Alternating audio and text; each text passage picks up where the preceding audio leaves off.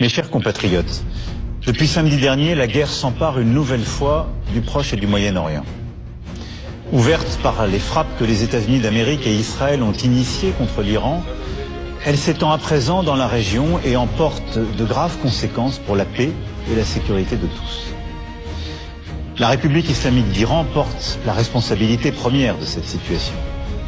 C'est elle qui a développé un programme nucléaire dangereux et des capacités balistiques inédites, qui a armé et financé des groupes terroristes dans les pays voisins, le Hezbollah au Liban, les Houthis au Yémen, les milices chiites en Irak, et qui a soutenu le Hamas et a toujours affirmé son objectif de détruire l'État d'Israël. C'est la République islamique d'Iran qui a une nouvelle fois, en janvier dernier, donné l'ordre de tirer sur son propre peuple. Compte tenu de tout cela, et des négociations qui ne progressaient plus, les États-Unis d'Amérique et Israël ont décidé de lancer des opérations militaires. Elles ont été conduites en dehors du droit international, ce que nous ne pouvons pas approuver. Il reste que l'histoire ne pleure jamais les bourreaux de leur peuple, et aucun ne sera regretté. Une nouvelle situation est en train d'apparaître. Les frappes devraient continuer dans les prochains jours pour affaiblir l'Iran et détruire ses capacités de riposte. Et en représailles, les frappes de l'Iran dans toute la région devraient alors se poursuivre. Dans ce contexte, avec l'Allemagne et le Royaume-Uni, nous avons clairement dit qu'un arrêt au plus vite des frappes est souhaitable et qu'une paix durable dans la région ne se fera que par la reprise de négociations diplomatiques. Et je veux ici aussi former le vœu pour le peuple iranien qu'il puisse lui-même librement décider de son destin. Face à cette guerre en train de s'étendre et dont nul ne sait dire aujourd'hui le terme, ma responsabilité est d'agir pour protéger notre pays, garantir la sécurité de nos compatriotes et défendre l'intérêt national. Nous avons renforcé la sécurité de nos bases militaires dans la région. 2 d'entre elles ont subi des frappes limitées, ayant causé des dégâts matériels. Et je veux redire ici mon soutien, ma confiance à l'ensemble de nos forces armées.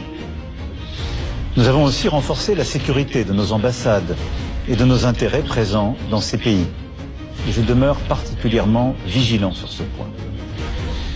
Près de 400 000 de nos compatriotes sont présents dans la région, soit comme résidents, soit de passage. Nous sommes en train d'organiser, en bon ordre, le rapatriement de nos concitoyens qui le souhaitent, en commençant par les plus vulnérables. 2 premiers vols seront à Paris dès ce soir. Je sais l'angoisse, l'impatience qui existe. Et je veux ici vous dire que les équipes sont pleinement mobilisées dans les pays concernés comme à Paris pour organiser les retours dans les meilleures conditions. Et vous continuerez d'être informés en temps réel. Nous veillons évidemment à la sécurité sur le sol national aussi. À ma demande, le gouvernement a renforcé le dispositif de protection militaire Sentinelle et la vigilance autour des lieux et des personnes les plus exposées. Ensuite, au-delà de ces éléments de sécurité premiers pour nos compatriotes, nos bases, nos emprises, nous devons être aux côtés de nos amis, de nos alliés de la région, pour leur sécurité et pour leur intégrité territoriale. C'est en effet notre responsabilité, elle est strictement défensive, elle vise à protéger et à restaurer le plus vite possible la paix. Il en va de la crédibilité de la France, d'être ce partenaire de confiance qui honore ses engagements, surtout dans ces temps troublés. Nous avons des accords de défense qui nous lient avec le Qatar, le Koweït et les Émirats arabes unis. Ces derniers sont tout particulièrement ciblés et nous leur devons solidarité. Nous sommes aussi liés par des engagements solides avec la Jordanie et l'Irak, et notamment là-bas nos alliés kurdes. Nous avons réagi immédiatement et avons abattu en légitime défense des drones dès les premières heures du conflit pour défendre l'espace aérien de nos alliés qui savent pouvoir compter sur nous. En plus des moyens déjà présents, des Rafales, des systèmes de défense antiaérienne et de radars aéroportés ont été déployés ces dernières heures. Et nous continuerons autant que de besoin cet effort. Chypre, membre de l'Union européenne, pays avec lequel nous venons de signer un partenariat stratégique, a été frappé également ces derniers jours. Ceci requiert notre soutien.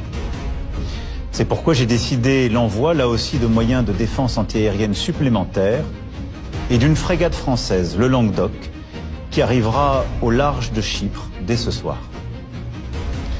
Nous assurons par ailleurs une coordination étroite avec nos alliés, nos partenaires européens, en premier lieu nos amis grecs, afin que cet effort en Méditerranée orientale soit consolidé par les nations volontaires. Depuis ces dernières heures, la guerre s'étend au Liban, à partir duquel le Hezbollah a commis la faute majeure de frapper Israël et de mettre les Libanais en danger. Israël serait en train de décider une opération terrestre. Ce serait là aussi une escalade dangereuse et une erreur stratégique. Le Hezbollah doit impérativement cesser toute frappe. Et j'appelle Israël à respecter le territoire libanais et son intégrité.